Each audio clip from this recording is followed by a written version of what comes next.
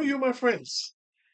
I'm Dr. Gordon Gurney, PhD in biological sciences, an experienced and efficient anatomy and physiology uh, tutor, instructor. And so these series that I'm about to post here would be beneficial to people going into nursing, even people going to med school, or anyone who's in any of the biological sciences that needs a little boost on what they're doing in college. So this is the first of a few series that I'll be presenting things that are in the areas that is a bit kind of hard for us to wrap our brain around. I try to see if we could break things down and at least allow the brain to have some sort of a mental picture of some of these very, very abstract, obscure concepts. So the first session, the first thing I want to do is to try to explain to some extent the idea of time. And if you ask somebody to give a definition of time, this you realize how difficult it is to do that. I just say, well, uh, how long it takes to do something. Time passes. So, um, what does it have to do with biology? Well, let's explore that. Um, because we are relatively large organisms, we're not like elephants and whales, but still, it takes time for messages, neuronal messages, impulses to go from one part of the body to another part. Think of your big toe that you might mash something very sharp and you feel the pain. It has to travel the legs up to the spinal cord, and although the spinal cord can initiate a reflex action to pull your feet away from the pain, your brain is still aware that you had some pain in the toe almost immediately as it happened. Okay? Now think of a tall guy, 6 feet, 6 feet five, 7 feet, stomping his big toe and feeling the pain almost instantaneously. His brain is aware that he's suffered some sort of an injury in his toe. In and I'm gonna start to bring those terminologies. Microseconds, picoseconds, nanoseconds. What do these mean?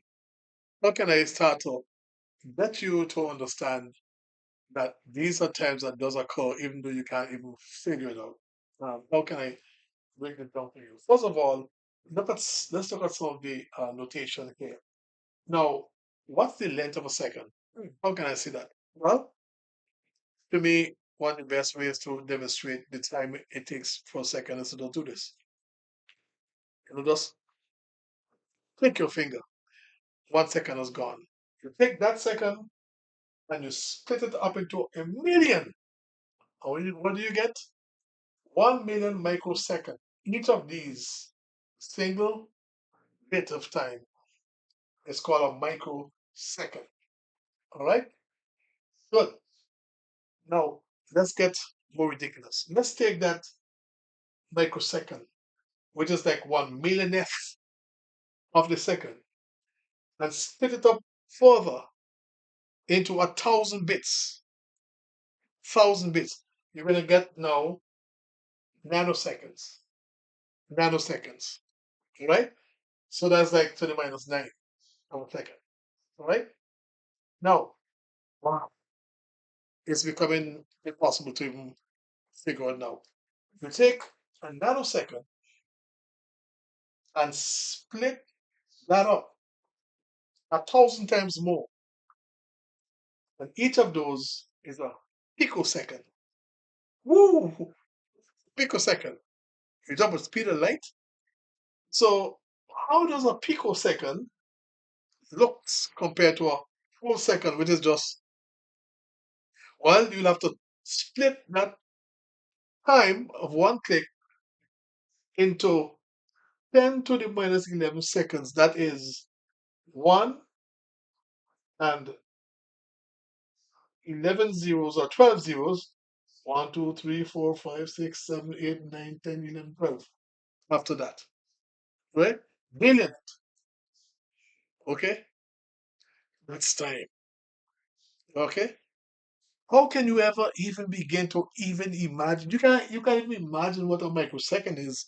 Never mind to get onto the picoseconds. So it goes second, right? Then nanoseconds,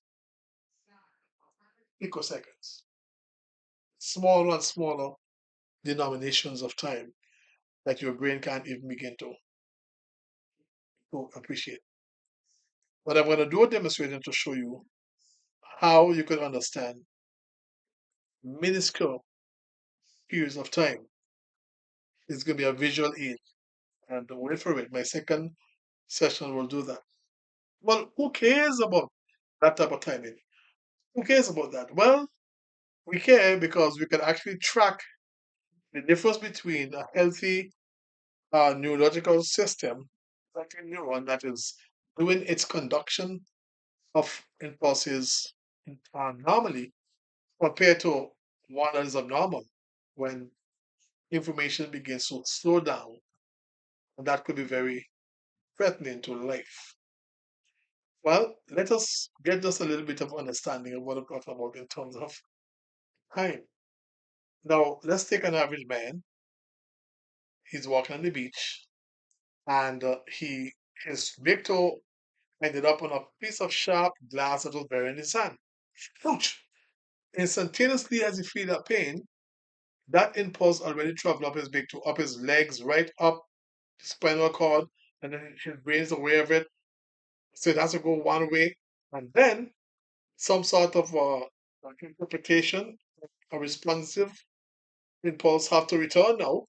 So it has to return now in the opposite direction and go to whatever muscles that will be involved, and lifting that leg away from the sensation, the bad sensation.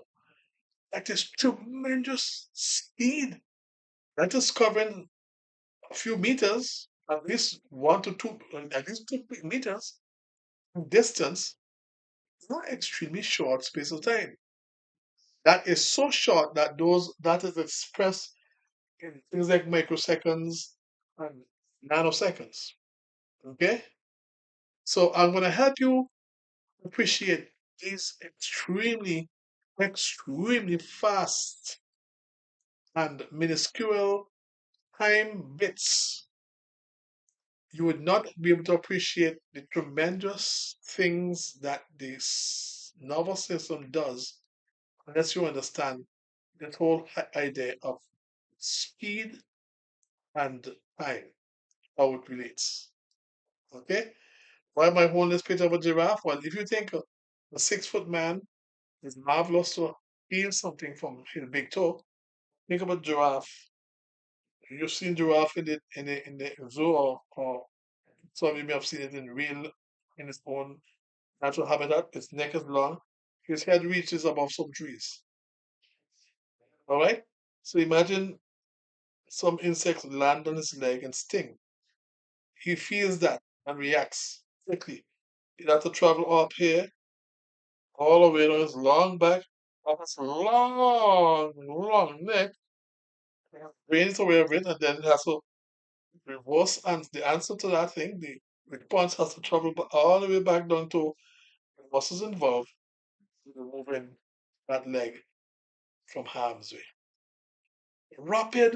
Rapid heat. So we normally think the speed of impulses and neurons in terms of speed of light. All right? You know, speed of light is 186,000 miles per second.